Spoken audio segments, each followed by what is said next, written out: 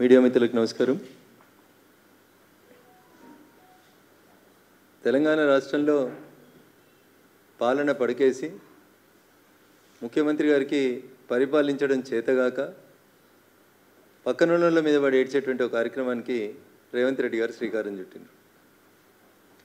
నిజంగా పనిచేయడం చేతనైతే ప్రతిపక్షాల మీద విమర్శలు చేయాల్సినటువంటి అవసరం ముఖ్యమంత్రికి లేదు. ఎస్ఎల్బిసి టన్నెల్లో ప్రమాదం జరిగి 8వ రోజు దగ్గరికి వస్తుంది. ఇవాళ దాకా కనీసం ముఖ్యమంత్రి గారికి అక్కడికి పోయేందుకు తీరికలేదు. ఢిల్లీకి వెళ్ళి ఇన్ఛార్జీల మీటింగులు, గుళ్ళు బళ్ళు పూజలు పునస్కారాలు, చిన్నప్పటి దోస్తులతోటి చిట్చాట్లు, ఇవి తప్ప ఈ రాష్ట్ర ప్రభుత్వంలో సీరియస్నెస్ అనేది కనపడతలేదు.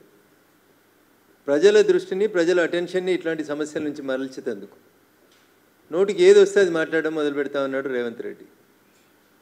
ఆయనే ఒప్పుకుంటున్నాడు, నా మంత్రులే నన్ను సరిగా పనిచేయనిస్తలేరని. కాంగ్రెస్ పార్టీ వాళ్ళే ఆన్ రికార్డ్ ఆఫ్ రికార్డ్ చెప్పుకుంటున్నారు.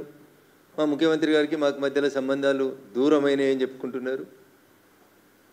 ఏదో కులగణన చేసి ఆఖరికి సొంత పార్టీలోనే బీసీల హక్కుల కోసం కొట్లాడితే ఎమ్మెల్సీని బయటికి పంపించుకునేటువంటి దుస్థితి కాంగ్రెస్ పార్టీది. రాహుల్ గాంధీ అసలు అపాయింట్మెంట్ లేనే లేదంటే ఢిల్లీకి పోయి రాహుల్ గాంధీని కలిసినామని వాళ్ళే చెప్పుకున్నారు తప్ప నిజంగా రాహుల్ గాంధీని కలిసి ఒక్క ఫోటో ఎందుకు బయటికి రాలేదన్న? 2 గంటలు చిట్చాటి చేస్తుంది ముఖ్యమంత్రి గారికి 23 తుగ్లక్ రోడ్లో, కానీ రాహుల్ గాంధీని కలిసిన ఒక్క బొమ్మ బయటికి రిలీజ్ చేయడం రాలేదు. ఇక నేను నీ పార్టీ వాళ్ళు నమ్ముతురా నమ్ముతలేరా, నీ పరిస్థితి ఏందనేది ఒకసారి ఆలోచించుకోవాలి. వీడికి 10 సార్లు క్యాబినెట్ విస్తరణ జరుగుతుంది, పిసిసి కమిటీ జరుగుతుంది, ఏఐసిసి పెద్దలతో చర్చిస్తున్నామని చెప్తాడు. అరే నీ క్యాబినెట్ నిన్ను ఎక్స్పాన్షన్ చేసుకునేందుకు నీ పార్టీ నీకు అధిష్టానం అనుమతిస్తలేదు. దానికి నీ ముచ్చట్లు. మహేష్ కుమార్ గౌడ్ గారు కూడా ఉత్తరాలు రాస్తున్నారు. ఈ మధ్యలో పేపర్లలో ఆర్టికల్ రాస్తుండన్న. ఈ ఆర్టికల్ మాకు కాదు రాయాల్సింది, మహేష్ కుమార్ గౌడ్ గారు. మీరు రాయాల్సిన ఆర్టికల్ ఎవరికి, ఉత్తరం ఎవరికంటే రాహుల్ గాంధీ గారికి రాసి తెలంగాణలో 55% బీసీలు ఉన్నారని చెప్తున్నాయి మా లెక్కలు, ముఖ్యమంత్రిని బీసీని చేయమని ఉత్తరం రాయి. లేకపోతే 10 మంది మంత్రి పదవులు బీసీలకు ఇవ్వాలి, క్యాబినెట్ ఎక్స్పాన్షన్ చేయమని రాయి మహేష్ అన్న. పేరుకు నీకు పిసిసి అధ్యక్ష పదవి ఇచ్చిండు. ఏడుందన్నా మీ బీసీ మంత్రులకి మంత్రిత్వ శాఖలు? మున్సిపాలిటీకి మంత్రులు లేరు, హోంకు మంత్రులు లేరు, విద్యకి మంత్రులు లేరు, అన్నీ ఓం నమ శివాయ తప్ప ఇంకొకటి లేదు. ఏం నడుస్తుంది రాష్ట్రంలో? ఒక చెరువులో డెక్కలు తీసేందుకు పోతే తండ్రి కొడుకు ఇద్దరు చచ్చిపోతారు. అది చూసేందుకు ఒక డాక్టరో, ఒక టెస్ట్ చేసేందుకు ఒక ఎంటమాలజిస్టో ఉండాలి. రంగారెడ్డి జిల్లాకి చెందిన ఒకరిని తీసుకొని వచ్చి జిహెచ్ఎంసీలో 5 ఏళ్ల కోలు అదే ఉద్యోగంలో పెట్టిర్రు. డిప్యుటేషన్ మీద వచ్చినామే 5 ఏళ్ల కోలే, 2 డివిజన్ల కోలే పనిచేస్తుంది.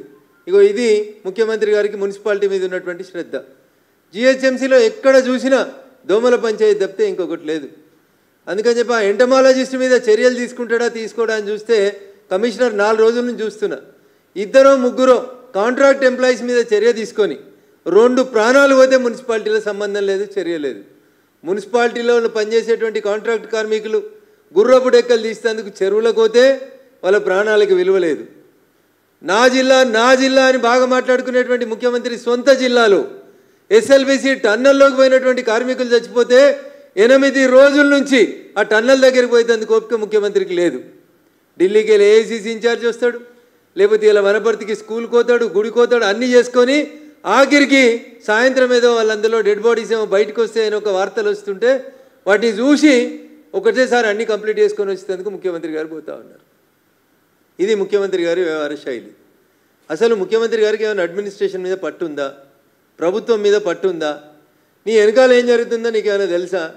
నీ పక్కనున్న కుర్చీలు గుంజేందుకు ఎట్లా ప్రయత్నాలు చేస్తున్నారు అనేది నువ్వు ఢిల్లీలో బాధపడుతున్నావు తప్ప నీ ప్రభుత్వాన్ని నువ్వు కంట్రోల్ చేసుకునేటువంటి శక్తి నీకు లేదనేది చాలా స్పష్టంగా ఇక ఈ మధ్యలో అర్థమవుతా ఉంది. మహేష్ కుమార్ గౌడ్ గారు మీరు కూడా బీజేపీ మీద మాట్లాడుతున్నారు, మా మీద మాట్లాడు మానేసి. మీరు చేయాల్సిన పని ఏంటంటే కాంగ్రెస్ ప్రభుత్వంలో ఇంకా 6 మంత్రి పదవులు ఖాళీగా ఉన్నాయి. ఒక్క బీసీకి మంత్రి పదవికి అర్హత లేదా? కాంగ్రెస్లో 6 మంత్రి పదవుల్ని ఫిలప్ చేసుకోవడానికి 14 నెలలుగా దాదాపు 30 సార్లు ఢిల్లీకి వేస్తే కూడా అనుమతి వస్తలేదు.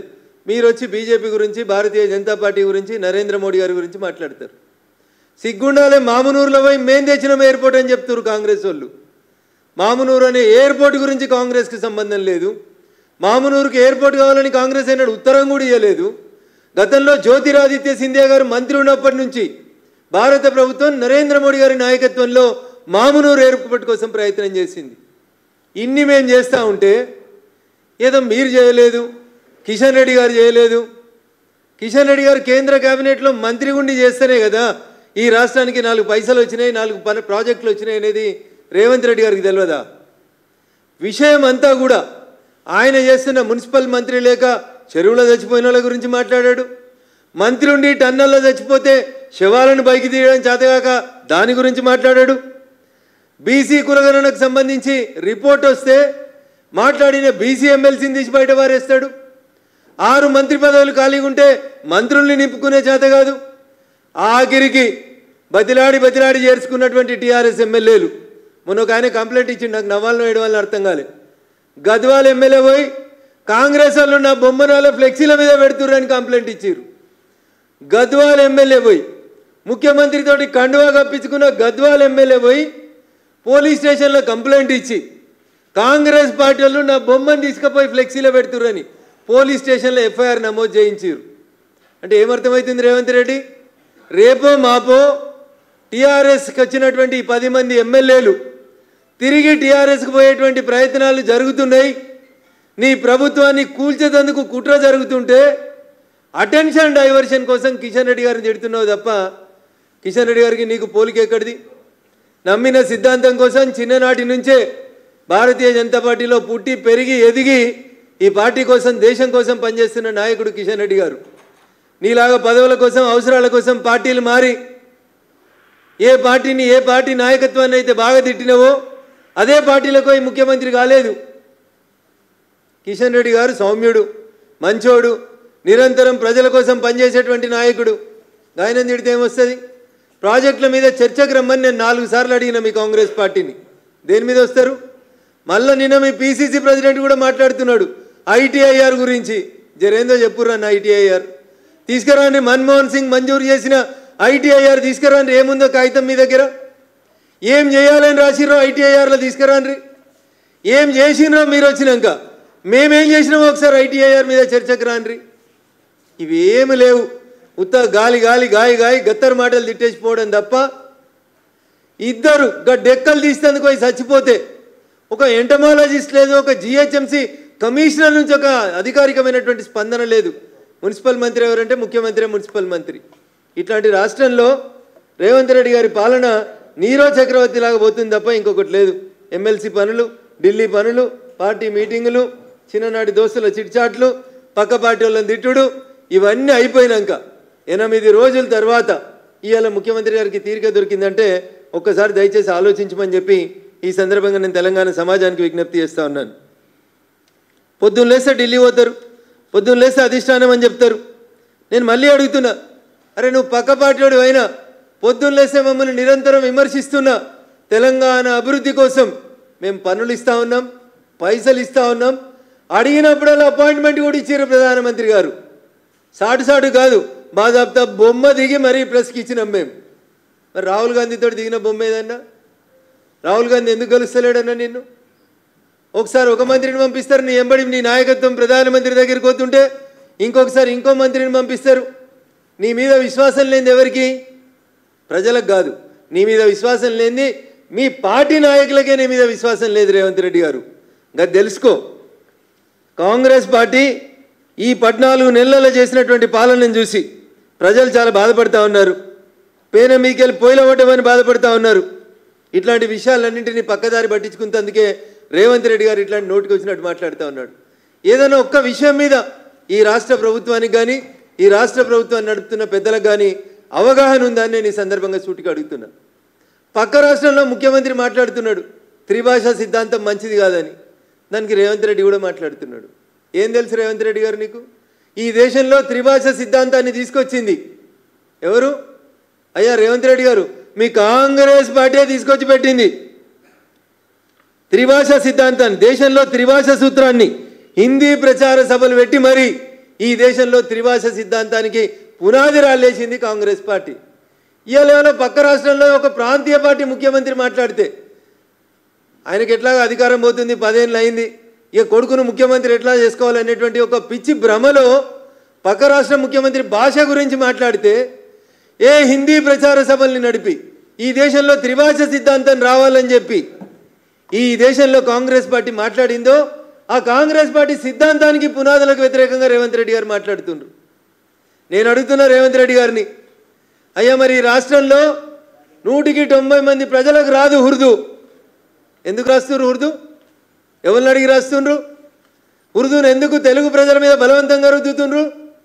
పోయి అడుగు తమిళనాడు ముఖ్యమంత్రి స్టాలిన్ని, హిందీ వద్దంటున్నావు కదా, మరి మీ స్కూళ్ళల్లో రెండో భాషగా తెలుగు కన్నడనో మలయాళమో పెట్టు అని అడిగే దమ్ముందా ఈ రేవంత్ రెడ్డికి?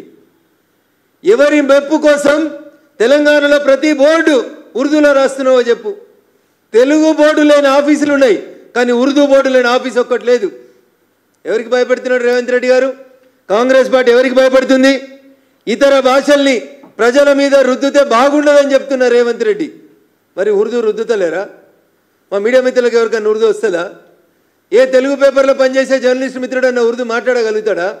ఎందుకు మరి హైదరాబాద్లో బోర్డులు అన్నింటి మీద ఉర్దూ రాస్తుండ్రు? ఇది మాట్లాడే కంటే ముందు ఆలోచించుకోవాలి. ఎవరు భాషల్ని బలవంతంగా రుద్దుతుండ్రు, ఎవరు ఎందుకు ఇట్లా మాట్లాడుతూ ఉన్నారు అనేది ఆలోచించుకోవాలి. ఏదో ప్రాంతీయ పార్టీల కంటే వెస్టెడ్ ఇంట్రెస్ట్ ఉంటుంది, వాళ్ళ కొడుకునో వాళ్ళ బిడ్డనో వాళ్ళ భార్యనో ముఖ్యమంత్రి చేయాలని 10 ఏళ్ళు అయిందని స్టాలిన్ అనేట ఆయనకి ఏం చేయాలని అర్థం కాక ఆగమాగం అయితే స్టాలిన్ మాట్లాడిన మాటలను పెట్టుకొని రేవంత్ రెడ్డి గారు కూడా మాట్లాడుతున్నారు. ఈ దేశ ప్రధాని, ఈ దేశ హోంమంత్రి గారు చాలా స్పష్టంగా చెప్పిండ్రు, రీఆర్గనైజేషన్ ఆఫ్ కాన్స్టిట్యున్సీస్ అంటూ మొదలైతే దానికి ముందు కొన్ని గైడ్ లైన్స్ వస్తాయి, దానికి ఒక కమిటీ వేస్తారు, ఆ కమిటీలో అన్ని పార్టీలకు సంబంధించినటువంటి వ్యక్తులు సభ్యులుగా ఉంటారు. మరి మీరు ముఖ్యమంత్రిలా ఇంకేమన్నా నాకు తెలియదు. అధికారం కోసం తమిళనాడులో 26లో ఎలక్షన్లు వస్తున్నాయని చెప్పి ఆయన మాట్లాడితే నువ్వు దానికి వంతపాడడం ఏందనేది ఒకసారి ఆలోచించుకోవాలి. ఇంకా దుర్మార్గం రేవంత్ రెడ్డి గారిది ఎంత దిగజారిపోయారు వీళ్ళంటే, అసెంబ్లీలో అడుగుతాడు ముఖ్యమంత్రి, అగర్ ఓవైసీ సాబ్ పర్మిషన్ దియేతో మై తెలుగు మే బాత్ కర్తే అంటాడు. సిగ్గుండాలే రేవంత్ రెడ్డి నీ భాషలో చెప్పాలంటే. ఈ రాష్ట్ర ప్రజల భాష తెలుగు. ఇక్కడ 198 మందికి తెలుగే వస్తుంది, ఏదో 2% మందికి వస్తుంది కావచ్చు ఉర్దూ. ఇంకా తెలుగుని శాసనసభ నాయకుని ఉండి శాసనసభలో మాట్లాడేటందుకు పోనాడు ప్రతిపక్ష నాయకుడు అంటే అది కూడా కాదు. అక్కడ ఓవైసీ సబ్ పర్మిషన్ దియేతో మై తెలుగు మే బాత్ కర్తూ. ఏంది ముఖ్యమంత్రికి ఇంకొకరు పర్మిషన్ ఇవ్వాలా? ఇదా నీ పరిపాలన? ఇదా నీ పరిపాలన? దీనికోసమైనా కాంగ్రెస్కి ప్రజలు ఓట్లేసింది. ఈయన త్రిభాషా సిద్ధాంతాన్ని వ్యతిరేకిస్తాం.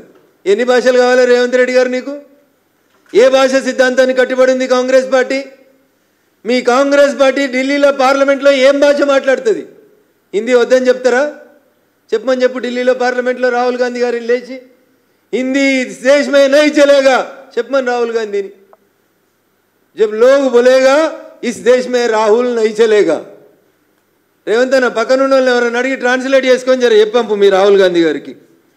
ఇట్లా మాట్లాడేటోళ్ళు వీళ్ళకి దేశం కోసమట ఈ పార్టీ దేశం కోసం పుట్టిందని మాట్లాడతారు. అన్న మాట్లాడాలంటే కాంగ్రెస్ గురించి చాలా దిగజారినట్టు అనిపిస్తుంది నాకే. పాపం శివరాత్రి నాడు పూజ చేసిండంట ఇలా పక్క రాష్ట్ర ముఖ్యమంత్రి, కర్ణాటక ఉప ముఖ్యమంత్రి.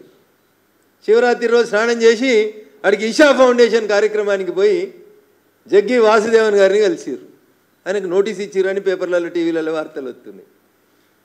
ఏంది రేవంత్ రెడ్డి గారు ఇది? ఎవరి ప్రయోజనాల కోసం పనిచేస్తున్నారు? వ్యక్తిగతంగా మాట్లాడాలంటే మేము చాలా మాట్లాడగలుగుతాం. మీరు ప్రజా సమస్యల మీద మాట్లాడుండ్రి, మీ స్కీమ్స్ మీద మాట్లాడుండ్రి, 24 గంటల కరెంటు మీద మాట్లాడుండ్రి, 2 లక్షల రైతు రుణమాఫీ మీద మాట్లాడుండ్రి, మీరు తీసుకొచ్చిన కొత్త భూమాతా చట్టం మీద మాట్లాడుండ్రి, మీరు చెప్పి చేయలేకపోతున్నటువంటి పనుల మీద మాట్లాడుండ్రి, సిద్ధాంతాల మీద చర్చ పెట్టుండ్రి. లేదా జూన్ 2, 2014 తెలంగాణ రాష్ట్రం ఏర్పాటు అయిన నుంచి ఇయ్యాలటి దాకా తెలంగాణకు కేంద్ర ప్రభుత్వం నరేంద్ర మోడీ గారు ఇచ్చిన పైసల గురించి లెక్క పెడదామని చెప్తే మేము రెడీగా ఉన్నాం చర్చకని చెప్తున్నా. మీరు 100 మంది రాన్రి, మేము ఒక్కలమే వస్తాం. ఓపికగా మీరు అడిగిన ప్రతి ప్రశ్నకు సమాధానం చెప్పిపోతాం. ప్లేస్ టైం వేదికను మీరు నిర్ణయించురు. అంతేగాని ఆడలేక మధ్యలో ఓడిందని మీకు శాతగాక ప్రజలని కన్విన్స్ చేసుకోలేక పక్క పార్టీలకు వెళ్ళొచ్చి నీ పార్టీలకు చేరిన ఎమ్మెల్యేలను కాపాడుకోలేక ఒక మంత్రి అంటాడు రంగారెడ్డి, ఒక ఎమ్మెల్యే అంటాడు రంగారెడ్డి జిల్లా ఎమ్మెల్యే, మా జిల్లాకు మంత్రి పదవి ఇవ్వకపోతే నేను రేపు రాజీనామా చేసి పారేస్తా అంటాడు. ఇగో ఇది నీ అడ్మినిస్ట్రేషన్. నువ్వు చేసిన కులగణన నీ ఎమ్మెల్సీ ఒక ఆయన అంటు పెడతాడు పట్టపగలు. బీసీల కోసమే పుట్టింది కాంగ్రెస్ పార్టీ అని చెప్తే బీసీల కోసం మాట్లాడిన ఎమ్మెల్సీని సస్పెండ్ చేస్తుంది నీ పార్టీ.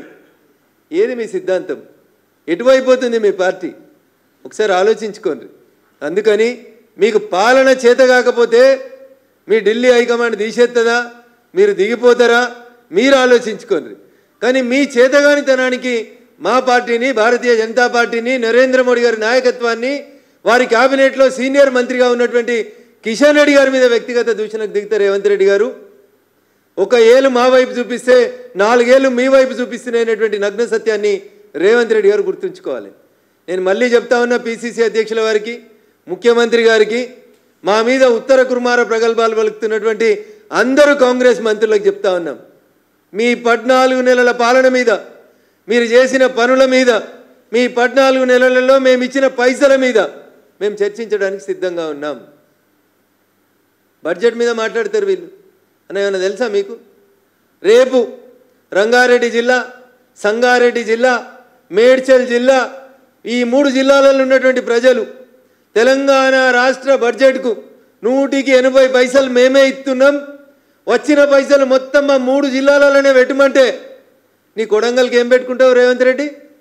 నువ్వు పోతున్న వనపర్తికి ఏమిస్తావు, అచ్చంపేటకి ఏమిస్తావు, ఆదిలాబాద్కి ఏమిస్తావు, మహబూబాబాద్కి ఎడికెళ్ళి ఇస్తావు? అంటే తెలంగాణకి వెళ్ళి పైసలు బాగా వస్తున్నాయి, మా పైసలు తీసుకుపోయి ఇంకో దగ్గర పెడుతున్నావు. ఈ పాడిందే పాడరా పాసు పనుల భాగవతమని పాడి పాడి ఓడిపోయి ఫామ్ హౌస్లో అన్నాడు. నువ్వు ఏడవండాలని కోరుకుంటున్నావు, నీ ఇష్టం మరి. అందుకని అనవసరంగా మోడీ గారి పాలనని, భారతీయ జనతా పార్టీని ఎక్కతక్క విమర్శిస్తే వెనకటికి మాట్లాడిన వాళ్ళందరూ ఏడబోయినరో రేపు నువ్వు కూడా గాడికే పోతావు తప్ప కొత్తగా ఏముండదు. చివరికి ఒక మాట, కేసుల గురించి మాట్లాడుతున్నాడు. ఏ కేసులన్నా? నిన్ను లోపల పెట్టిన కేసులో ఏసీబీ లోపల పెట్టింది నిన్ను. ఏసీబీ ఎవరి కింద పనిచేస్తుందన్నా? ముఖ్యమంత్రి కింద పనిచేస్తుంది. నువ్వు కేటీఆర్ మీద పెట్టిన కేసు ఏం కేసు అన్నా? ACB case. ఏసీబీ కేసులో ఎందుకు రిమాండ్ చేస్తలేవన్నా? భయపడుతున్నావా? ఈడీ వచ్చి కాయిదాలు కొంచెమైంది, నీ దగ్గర లేవా ఇంకో కాయిదాలు? ఈడీ అరెస్ట్ చేయకమని చెప్పిందా? ఏ కోర్టు అన్నా కేటీఆర్ని అరెస్ట్ చేయకమని చెప్పిందా? ఏనన్నా స్టే ఉన్నదా? ఇన్వెస్టిగేషన్ కాయిదాలు ఈడీ కొంచెమైంది, కిషన్ రెడ్డిని ఇప్పిమను. కిషన్ రెడ్డి ఇప్పితే నువ్వెందుకు, నీ ఏసీబీ ఎందుకు? నిన్ను తీసుకుపోయిన రోజు ఏసీబీ వాళ్ళు ఎట్లా తీసుకుపోయారో మర్చిపోయినావా? మరి ఇలా కేటీఆర్ వచ్చి మీ ఏసీబీ ఆఫీస్ ముంగట నిలబడి సవాల్ చేసిపోతే తోక ముడిస్తేవి. అరవింద్ కుమార్ అనే ఐఏఎస్ ఆఫీసర్ చెప్పిండు కేటీఆర్ చెప్తేనే పైసలు ట్రాన్స్ఫర్ అయినాయని. ఇంకేం కావాలి సాక్ష్యం? ఇన్ని ఉంటే కూడా నువ్వు ఆయనను అరెస్ట్ చేయడం చేత కాదు. నీ పాలన నీకు చేతగాక, ప్రజలకు మేలు చేయడం నీకు చేతగాక, నువ్వు వచ్చి మా మీద విరుచుకుపోవడం, ముఖ్యంగా మా పార్టీ అధ్యక్షుని మీద విరుచుకుపోవడాన్ని భారతీయ జనతా పార్టీగా మేము తీవ్రంగా ఖండిస్తూ ఉన్నాం. సబ్జెక్ట్ మీద, సిద్ధాంతం మీద, అంశాల మీద చర్చకు సిద్ధంగా ఉంటే బరాబరి చర్చకు రావడానికి భారతీయ జనతా పార్టీ పార్లమెంట్ సభ్యుడిగా మేము సిద్ధంగా ఉన్నాం. ఇంకెవరు అడిగారు నిన్న, బహుశా పిసిసి అధ్యక్షుడే అనుకుంటా. 8 మందిని గెలిపిస్తే ఏం చేస్తుర్రు? మీరేం చేసిర్రు? మీరేం చేసిర్రు అంటున్నా. 2004 నుంచి 2014 దాకా ఆంధ్రప్రదేశ్ పునర్వ్యవస్థీకరణ చట్టం రాసిన రోజు మహేష్ కుమార్ గౌడ్ గారు మీ పార్టీ అధికారంలో ఉంది. ఏదో బయ్యారం స్టీల్ ఫ్యాక్టరీ రాలేదని సన్నాయి నొక్కులు నొక్కుతున్నావు కదా, బయ్యారంలో స్టీల్ ఫ్యాక్టరీ పెడతాం అని ఎందుకు రాయలేదన్న ఆ రోజు? తెలుగులో రాయించనుంటివి. యాడున్నావన్నా నువ్వు? ఆంధ్రప్రదేశ్ పునర్వ్యవస్థీకరణ చట్టం 2014 వచ్చిన రోజు దాంట్లో ఏం రాసిర్రు మీరు? ఫీజిబిలిటీ ఉంటే పెడతామని రాసిర్రు. ఫీజిబిలిటీ లేదు కాబట్టి పెట్టలేదు. అందుకని దయచేసి భారతీయ జనతా పార్టీని విమర్శించే కంటే ముందు వీఆర్ సిన్సియర్. 8 మంది ఎంపీలం సిన్సియర్గా ఉన్నాం. కేంద్రం నుంచి వచ్చే నిధుల విషయంలో సిన్సియర్గా ఉన్నాం. ఆఖరికి మీకు ఇచ్చిన గిరిజన యూనివర్సిటీ, మీకు ఇచ్చిన హార్టికల్చర్ యూనివర్సిటీ, మీకు ఇచ్చిన ఎయిమ్స్, మీకు ఇచ్చిన జాతీయ రహదారులు, మీకు ఇచ్చినటువంటి ప్రతి అంశం మీద మేము చర్చకు సిద్ధంగా ఉన్నాం. మీరు రండి అని చెప్తూ ఇంకొకసారి వ్యక్తిగత దూషణలకు దిగితే ఖచ్చితంగా ఈట్కా జవాబ్ పత్తర్ సే దేంగే అనేటువంటి దానికి భారతీయ జనతా పార్టీ కార్యకర్తలు సిద్ధమవుతున్నారని చెప్పి ఈ సందర్భంగా ముఖ్యమంత్రి గారిని హెచ్చరిస్తా ఉన్నాం. Thank you and all.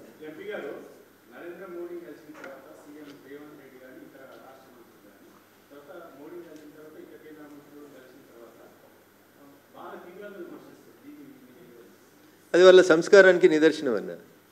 మా ఇంటికి వస్తావు, నేను పెట్టిన బువ్వ తింటావు, ఆఖరికి పాను అవి లాస్ట్కి ఇచ్చేటువంటి ఒక్కపొడి తీసుకుంటావు, ఈడ మంచిగానే నటిస్తావు, బయటకు పోయి మీడియా కనవడంగానే పూనకం వచ్చినట్టు అరిస్తే దానికేం సంబంధం అన్న?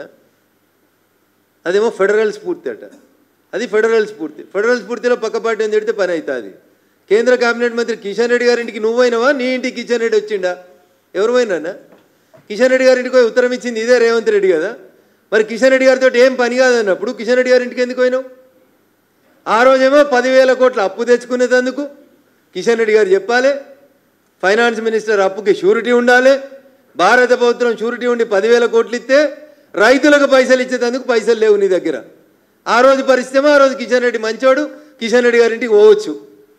భోజనాలు చేసినంతసేపు మంచోళ్ళమన్నా, భోజనం అయిపోయి గేటు దాటంగానే బూతులు తిడతారు. ఇదేం సంస్కారం అన్నా? ఇది వాళ్ళ సంస్కారానికి నిదర్శనం తప్ప దీంట్లో మా తప్పేం లేదన్న. ఏ ముఖ్యమంత్రి వచ్చినా ఆఖరికి మమతా బెనర్జీ గారికి అపాయింట్మెంట్ ఇస్తారు ప్రధానమంత్రి గారు, స్టాలిన్ గారికి ఇస్తారు, రేవంత్ రెడ్డి గారికి ఇస్తారు, సిద్ధరామయ్య గారికి కూడా ఇచ్చారు, డీకే శివకుమార్ గారికి కూడా ఇచ్చినాం. మేము ఈ దేశ అభివృద్ధి కోసం, అది కన్నడ ప్రజలు బాగుండడానికైనా, తెలుగు ప్రజలు బాగుండడానికైనా, తమిళ ప్రజలు బాగుండడానికైనా, ఈ శరీరం మొత్తం ఒక దేశం అనుకుంటే ఇది మొత్తం బాగుండాలనుకుంటున్నాం. కాంగ్రెస్ వాళ్ళు ఏంటంటే ఒక ముఖానికే powder, snow, fair and lovely రాసి ముఖం మంచి కనబడితే చాలనుకునే బాపతి కాంగ్రెస్. మేము కాలి బొటనవేరు దగ్గర నుంచి ఎంట్రుకల దాకా ఈ దేశం మొత్తం బాగుండాలని సమిష్టిగా పనిచేసే నిర్ణయాలు తీసుకుంటుంది భారతీయ జనతా పార్టీ.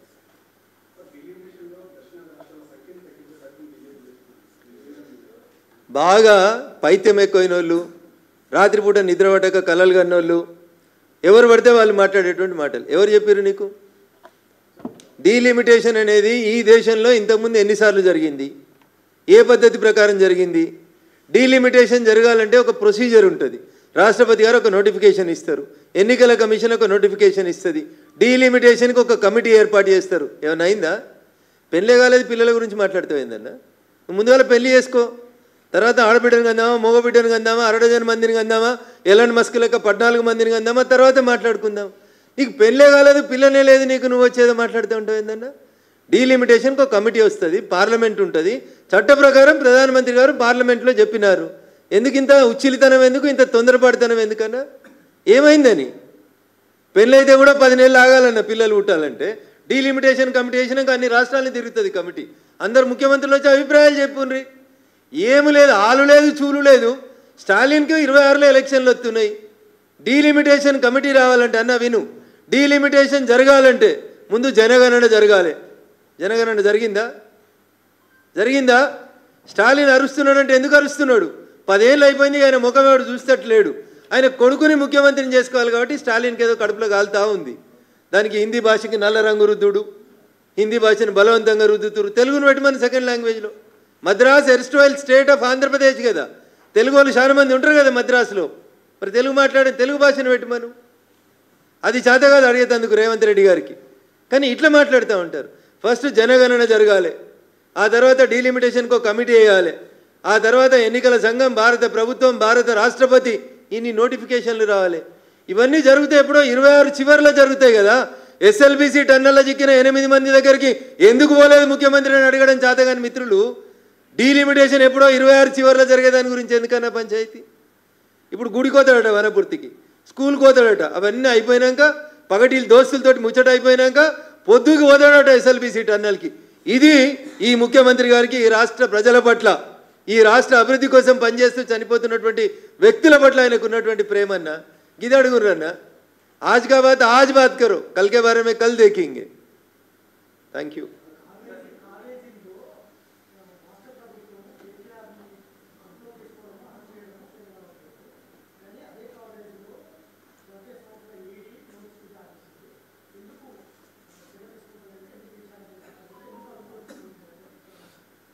ఎవరు అడుగుతుండ్రు? కాంగ్రెస్కి నైతిక హక్కు ఎక్కడిది? ముందు నువ్వు చేసిన ఎఫ్ఐఆర్, నీ దగ్గర స్టేట్మెంట్స్ ఉన్నాయి. నేనేం చెప్తున్నా, అందుకని మంచి తెలుగులో చెప్పిన. రేవంత్ రెడ్డి గారిని అరెస్ట్ చేసినప్పుడు ఎవరు కేసు పెట్టిరు? రేవంత్ రెడ్డి గారిని నోటీసులు ఇచ్చి, బయటికి ఇచ్చి, పగలు పంపి, రాత్రి పంపి తీసుకొచ్చిరా? నీకు సాక్ష్యం ఇచ్చింది ఎవరు? ఒక ఐఏఎస్ అధికారి సాక్ష్యం ఇచ్చిండు. ఏమని ఇచ్చిండు? కేటీఆర్ అన్నట్టు ఆయన చెప్తే ఈ పైసలు 50 కోట్లని మేము విదేశాలకు పంపించినాము అని చెప్పిండు. ఎందుకని అరెస్ట్ చేయడానికి ఇంకా లేట్ ఎందుకు? ఈడీ ఏమైనా స్టే ఇచ్చిందా? ఈడీ ఏమైనా రేవంత్ రెడ్డి గారికి ఫోన్ చేసి అరెస్ట్ చేయకమని చెప్పిందా? ఏసీబీ చీఫ్, ఏసీబీ డీజీ ఎవరి కింద పనిచేస్తారన్నా? ముఖ్యమంత్రి గారి కింద పనిచేస్తారు. ఎందుకు అరెస్ట్ చేస్తలేడు? దానికి సమాధానం చెప్పమంటే ఈడీ ఎందుకు అరెస్ట్ చేస్తలేదు? ఈడీ 4 సార్లు నోటీస్ ఇస్తుంది, పిలుస్తుంది, నిష్పక్షపాతంగా విచారణ జరుపుతుంది. అప్పుడు తప్పకుండా సాక్ష్యాల ఆధారాలు వచ్చిన తర్వాత అరెస్ట్ చేస్తుంది. కవిత విషయంలో కూడా తెలుగు మీడియా ఇట్లే చేసింది. అరెస్ట్ చేస్తలేరని సాక్ష్యాలు ఆధారాలు అన్నీ సేకరించిన తర్వాత ఎవరినైనా దోషులుగా ఈడీ కానీ సిబిఐ కానీ ఒక అవగాహనకు వచ్చిన తర్వాత ఖచ్చితంగా అరెస్ట్ జరుగుతుంది. నువ్వు చేయాల్సిన పని నువ్వు చేయక నన్ను చేయమని ఎందుకు అడుగుతావున్నా? నాకు భయం అవుతుంది, కేటీఆర్ని అరెస్ట్ చేస్తే నేను అరెస్ట్ చేయను, కేంద్రమే అరెస్ట్ చేస్తే బీజేపీ అరెస్ట్ చేయించిందని బదనాం చేయొచ్చు అని నువ్వు టైంపాస్ చేస్తే దానికి నేనేం చేస్తాను? Thank you.